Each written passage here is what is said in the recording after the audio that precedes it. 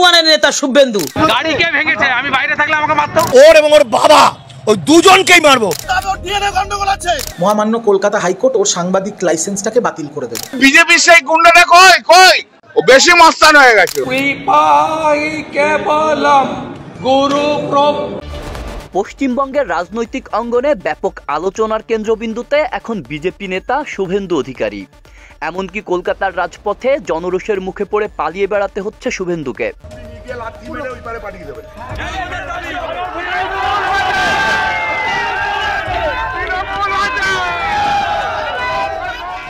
অনেকেই বলছেন সামনে পেলে সাধারণ মানুষ শুভেন্দুকে গণধোলাই দিয়ে ছাড়বে, কারণ তার কথাবার্তায় প্রতিনিয়ত প্রতিবেশী দেশগুলোকে নিয়ে ছড়ানো হচ্ছে আপত্তিকর, মিথ্যা এবং বিভ্রান্তিমূলক বক্তব্য।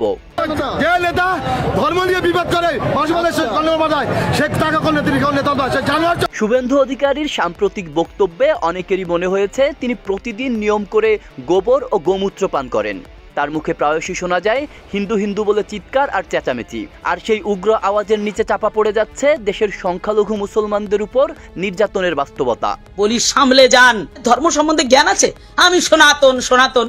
তার এই রাজনৈতিক কৌশলের মূল লক্ষ্য যেন হিন্দু মুসলিম বিভেদ সৃষ্টি করা এবং ভেদাভেদকে রাজনৈতিক হাতিয়ার হিসেবে ব্যবহার করা। তিনি বলছেন হিন্দু তুমি জাগো, পাকিস্তানকে মারতে হবে। এর মাধ্যমে ধর্মকে হাতিয়ার করে শুভেন্দু ছড়িয়ে দিচ্ছেন হিংসা, বিদ্বেষ ও সামাজিক বিভক্তি। ঠ্যাং ভেঙে হাতে ধরাবো আর হাত ভেঙে ঠ্যাঙে ধরাবো। শুধু মুসলমানই নয়, শুভেন্দুর এসব বক্তব্যের বিরুদ্ধে এবার মাঠে নামছে অনেক হিন্দু নাগরিকও। কেউ কেউ বলছেন ও বেশি মাস্তান হয়ে গেছে, ওকে আর ভণ্ডামি করতে দেব না।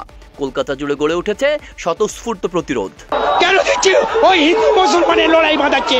এই চুরি গোবেক ও কেন মুসলমানদের অপরাধ এত ঘৃণা করছে? শুভেন্দুর পাশাপাশি কলকাতা রিপাবলিক বাংলা টিভির বিতর্কিত সাংবাদিক ময়ূক রঞ্জনের বিরুদ্ধেও এবার আন্দোলনের ডাক দিয়েছে অনেক হিন্দু নাগরিক। রিপাবলিক বাংলা টিভির অফিসের নিচে অবস্থান নিয়ে সাধারণ মানুষ প্রতিবাদ জানিয়েছে।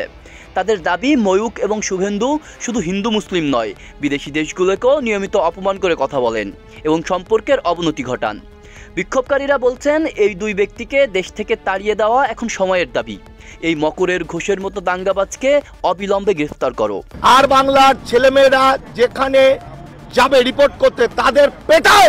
মানুষের অভিযোগ এই চ্যানেলটি ভারতের কট্টরপন্থী বিজেপি ও আরআরএসের মুখপাত্র হিসেবে কাজ করছে। তারা বলছে ময়ূক রঞ্জনের আচরণ সাংবাদিকতার জন্য লজ্জাজনক। তার চিৎকার, অসভ্য অঙ্গভঙ্গি এবং আপত্তিকর শব্দচয়নের মাধ্যমে তিনি হকার সাংবাদিক হিসেবে পরিচিতি পেয়েছেন।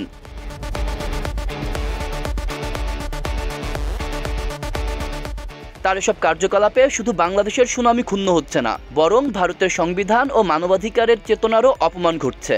কলকাতার রাস্তায় রাস্তায় এখন শোনা যাচ্ছে একটি আওয়াজ, রিপাবলিক বাংলা চ্যানেল বন্ধ করতে হবে। রিপাবলিক বাংলা চ্যানেল আর থাকতে পারবে না, যেখানে রিপাবলিক যাবে সেখানে তাড়া করো। আব্দুল্লাহ রফসান জনি, ঢাকা প্রকাশ।